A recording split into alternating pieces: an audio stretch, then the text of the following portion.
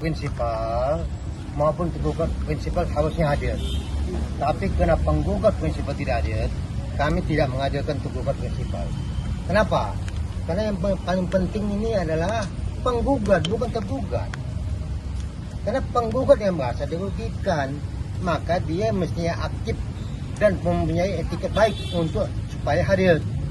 Nyatanya dia tidak hadir, makanya kami bilang ya sudah, karena pihak penggugat tidak hadir, maka pihak daripada penggugat menyatakan ini gagal mediasinya. Kita juga prinsipnya dari awal sudah menyatakan tidak mungkin ini ada bisa tercapai mediasi. Kenapa? Gugatannya aneh. Bagaimana nggak aneh kami bilang? Sudah terbukti bersalah melakukan tindak pidana pemerasan, yaitu Nikita dan Ismail.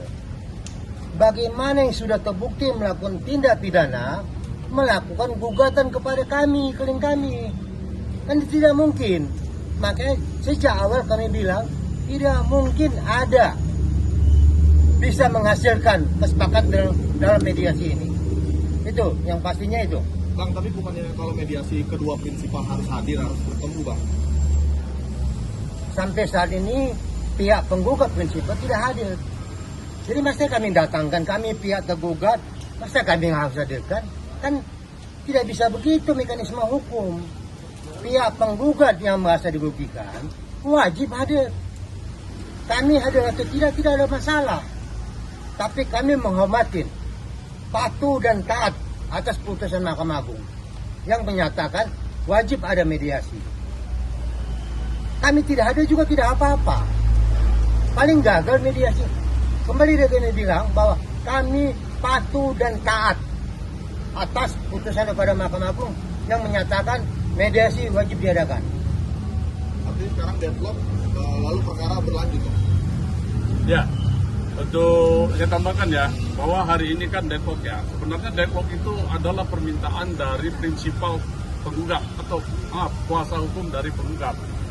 Begitu dibuka oleh mediasi untuk dilanjutkan, mereka menyatakan, kami nyatakan bahwa ini perkara mediasi ini deadlock. Nah, padahal minggu kemarin tadi udah jelaskan, kita sudah menyatakan itu tidak ada titik temunya. Nah, tadi mereka ulang, kita sebagai tergugat sih diam saja, menunggu waktunya. Nah, oleh hakim disetujui bahwa pada hari ini tidak diketemukan apapun dalam hal kesepakatan antara penggugat dan tergugat, apalagi tidak hadirnya prinsipal dari pihak penggugat. Nah, dilanjutkan karena tidak ketemu deadlock dan kesepakatan, maka kita menandatangani berita acara. Berita acara sifatnya akan melaporkan kepada majelis hakim di perkara nomor 1000. Nanti hakim melampirkan semua, termasuk surat kuasa semua dilampirkan di situ. Jelaskan.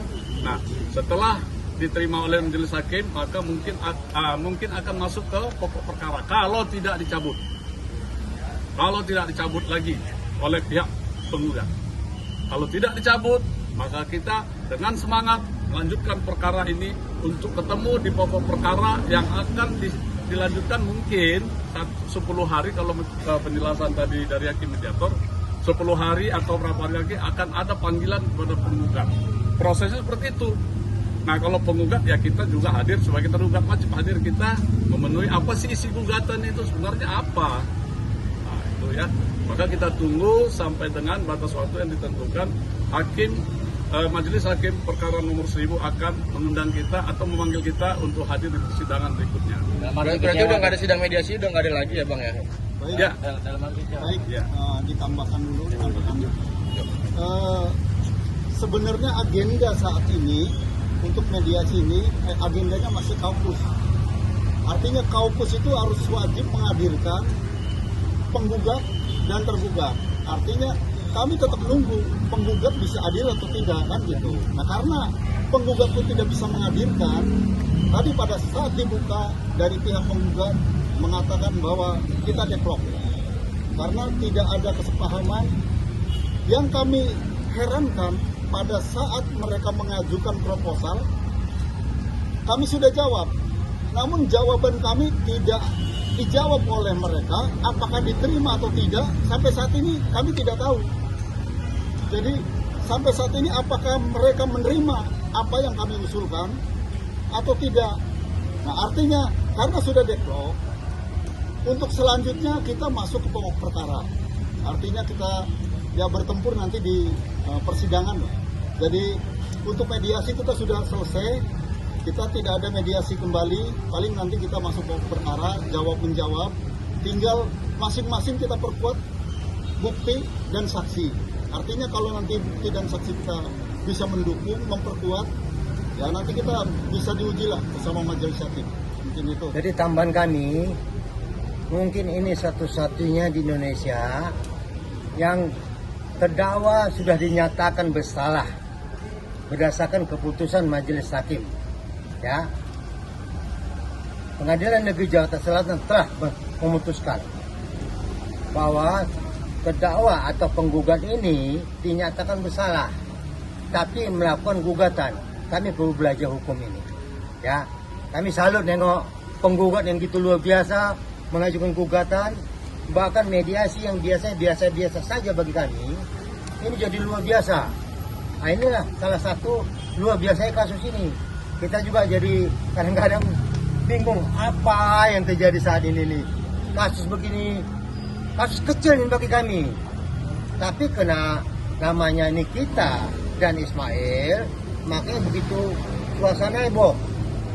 Dan kembali kami bilang, tolong ini pengadilan, jangan main-main, jangan gugat cabut. Kami ingatkan kembali sekali lagi kepada penggugat, ini pengadilan. Hargai pengadilan, bertanggung jawab atas gugatan. Mohon supaya jangan dicabut lagi. Kita akan bermain di pengadilan, kita berdebat hukum, kita buktikan siapa sebenarnya melakukan perbuatan melawan hukum. Oke? Siap. Ya, kita siap. Namanya aja judulnya perbuatan melawan hukum. Artinya apa? Ada norma aturan hukum yang dilanggar. Sehingga punya sanksi.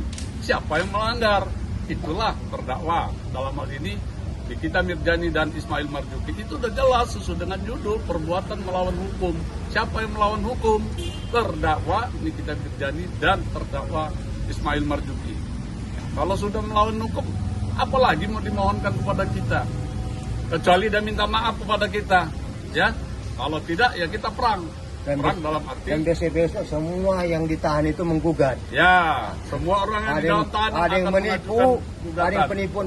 Pasal-pasal penipuan juga menggugat nanti di pengadilan ini. Aneh kan? Bisa bayangkan nanti bagaimana bentuk pengadilan negeri Jakarta Selatan kalau semua yang di dalam tahanan menggugat. Karena sudah melanggar hukum. Sudah terbukti dinyatakan bersalah melakukan gugatan. Ya, kita lihat saja nanti ya bagaimana hasilnya. Oke.